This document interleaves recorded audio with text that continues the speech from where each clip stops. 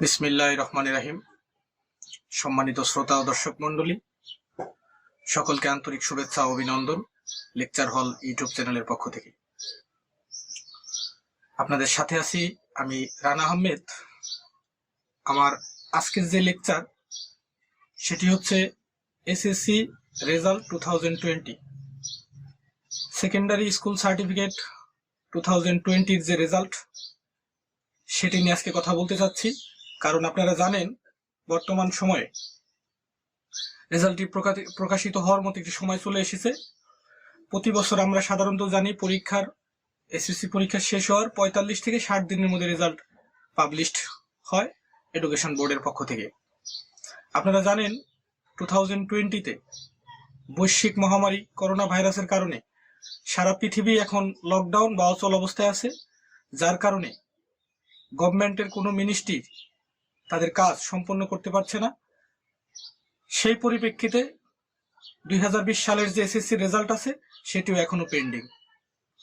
মন্ত্রণালয়ের পক্ষ থেকে এখনো কোনো ডিক্লারেশন হয়নি যে কবে রেজাল্ট দেওয়া হবে এক্স্যাক্টলি। তবে এডুকেশন বোর্ডের পক্ষ থেকে ঢাকা এডুকেশন বোর্ডের চেয়ারম্যান জিয়াউল হক বলেছেন যে গভর্নমেন্টের ছুটি যদি আর বর্ধিত না হয়, গণপরিবহন চলতে থাকে, তাহলে 15 তারিখ, দ্যাট মিনস 15 মে 2020 সালের মধ্যে রেজাল্ট প্রকাশিত হওয়ার সম্ভাবনা রয়েছে।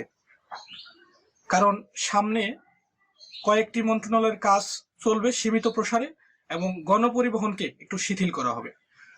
যখন গণপরিবহন চলতে শুরু করবে তখনই এই রেজাল্টের বিষয়ে কাজ করা হবে। দেন 15 তারিখের মধ্যে দেওয়ার একটি প্ল্যান আছে। তবে এর মধ্যে যদি সরকারি ছুটি আরো বর্ধিত হয় বা আরো এটাকে বাড়িয়ে সামনে নেওয়া হয় তাহলে আর একটু সময় লাগতে পারে।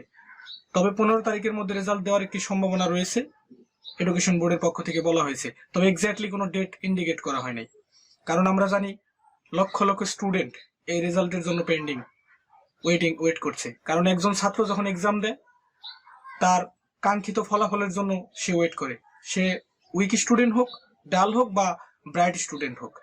যার যেই লেভেলের অ্যাচিভমেন্ট অথবা যার যেই লেভেলের প্রত্যাশা সে সেটার জন্য ওয়েট করে।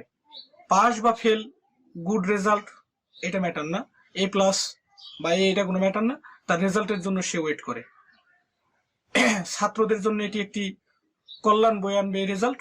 এই রেজাল্টের পরই একজন ছাত্র ইন্টারমিডিয়েট ফার্স্ট ইয়ারে অ্যাডমিশন নেওয়ার যে স্টেপ সেটি গ্রহণ করে। তাই একমাত্র এই রেজাল্টের জন্য বাংলাদেশে লক্ষ লক্ষ স্টুডেন্ট পেন্ডিং হয়ে আছে। গভর্নমেন্ট অচিরেই এই রেজাল্টের জন্য কাজ করতেছে।